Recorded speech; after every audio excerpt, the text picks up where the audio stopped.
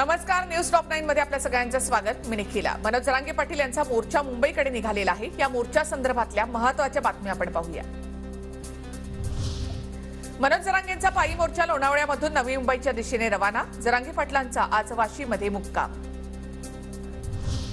सरकारकडून मनोज जरांगेंच्या मनधरणीचे प्रयत्न, सरकारच्या शिष्टमंडळाची मनोज जरांगे यांच्यासोबत चर्चा, मात्र विभागीय आयुक्त आणि जरांगे यांच्यातील बैठक निष्फळ। लाखो समर्थकांसह जरांगे पाटलांची मुंबईच्या दिशेने कूच। सरकारचं शिष्टमंडळ नव्हे तर अधिकारी भेटीसाठी आले होते म्हणून थांबलो होतो। जरांगेंची माहिती, बंद दाराआड चर्चा झाली नाही असं वक्तव्य। मुंबई पोलिसांची मनोज जरांगेंना नोटीस। आझाद मैदानाची क्षमता 5000 लोकांची। नोटिशीमधून जरांगेंना माहिती। हायकोर्टाच्या निर्देशानंतर नोटीस। मुंबईमध्ये शांततेत जाणार, शांततेमध्ये बसणार, पण आरक्षण घेतल्याशिवाय हटणार नाही। शेवटच्या माणसाला आरक्षण मिळाल्याशिवाय आंदोलन संपणार नाही।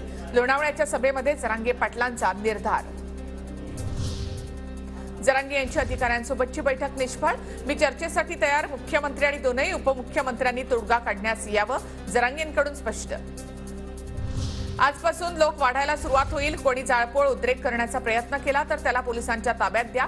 सरकारकडून दडपण आणण्याचा प्रयत्न झाला तरी शांत रहा, मनोज जरांगे यांचं मराठा समाजाला आवाहन।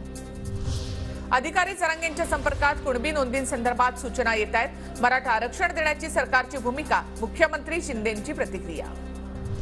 मनोज जरांगे यांच्या जेवणामध्ये औषध टाकलं जाऊ शकतं, त्यामुळे जरांगेंनी पंक्तीमध्ये जेवण करावं, प्रकाश आंबेडकर यांचा जरांगे यांना सल्ला।